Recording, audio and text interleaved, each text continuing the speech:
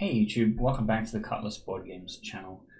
Today I did something very exciting and I showed off Cutlass board game to the public, but this time was a little bit different because we had a proper printed prototype instead of the print and play version that I've been using for some time, where I had made 8 different kits, which was basically a pre-made 40 card deck where everyone's deck was going to be the same, and like a little rule booklet and stuff as well, where I can bring that and I can run an event for people and they can come in and they can play the game and they can learn how to play. And then I also brought like the master set, which is my copy of the game that has like all the cards you can build any deck with. And I did a special showcase today at a local store called Sydney Aquascapes.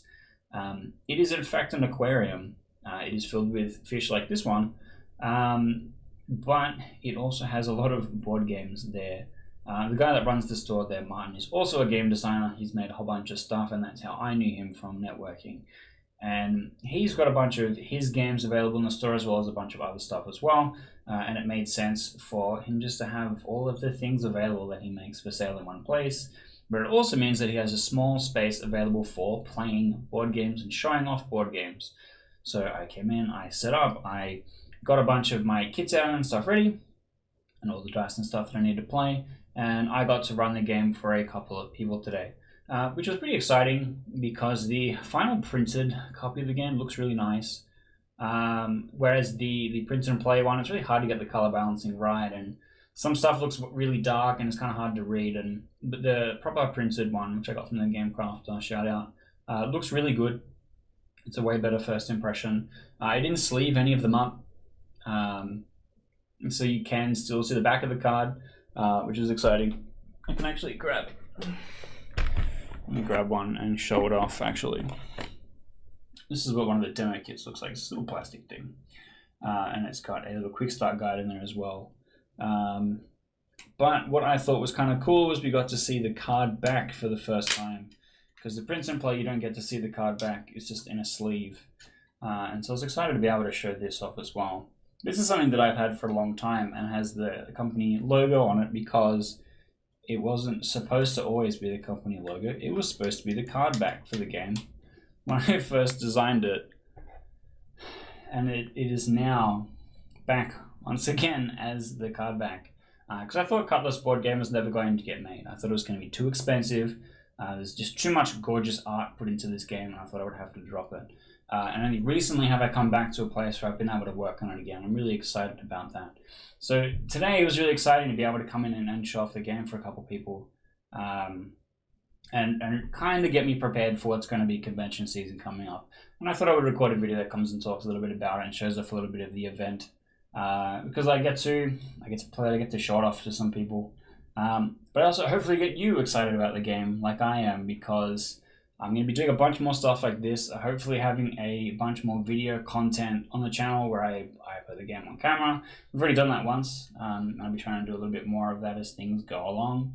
And we'll be able to show off more of the game because we've got PlayCon coming up, which is going to be their first time showing, but it's going to be big and exciting. I'm looking forward to that one because it is local.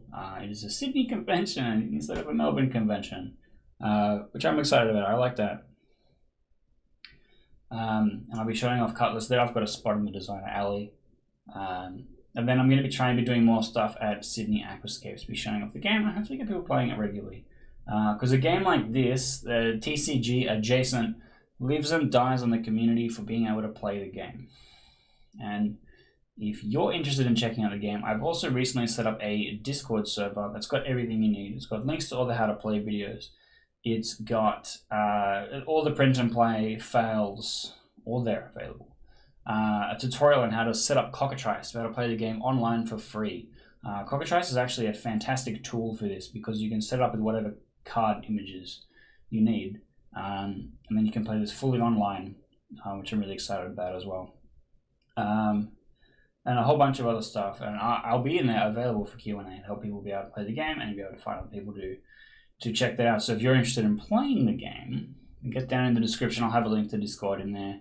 And if you have a like about what we've been seeing here and what's going on screen, definitely go and check out a little bit more about Cutlass Board Game. I've got a playlist set up. This video will be in it, but it's got a whole bunch of stuff in there. I've got some quick how to plays, I've got some more in-depth how to play, some showcase here to see a little bit of the game being played, some of the deck building, because this is intending to be a game with a lot of depth, that there is a lot of choices when it comes to deck building. It's only a 40 card deck, but very often I'm like, man, I wish I could play, card 41 or card 42, which I think is a really good sign. It means that a lot of cards feel like they want to be there, and you have a lot of options when it comes to deck building, even though it is a small set. But today I got to play the game with some people. I played the game with Martin, who is a store owner. He did a lot of testing in the prototype phase early on last year, and he's very good at the game. He clued on very quickly as to the actual push and pull kind of mechanics of the game, where what you can concede without giving your opponent a lead, and what you need to do to be able to get a lead without putting yourself too far behind or like losing too many resources to be able to do so. Kind of hard to describe without using examples and showing off cards and stuff like that, but it was impressive how I was able to pick up the game. And I'm hoping that more and more players that have played a lot of TCGs, like coming from Magic the Gathering, coming from Pokemon TCG, will be able to pick up Cutlass and go, oh, okay, I kind of understand what's going on here. I kind of understand how I need to use my resources and how things are going to be effective and what I need to be doing to try and actually get a really competitive atmosphere for the game. Because I believe it's possible. I do think the game has a lot of angle in it to be able to creatively deck build and flexibly build stuff to potentially have a competitive atmosphere. And I'm excited to see people come and try and challenge me at that. Try and challenge me, come and challenge some of the playtesters, and really see just how strong our competitive deck building can get.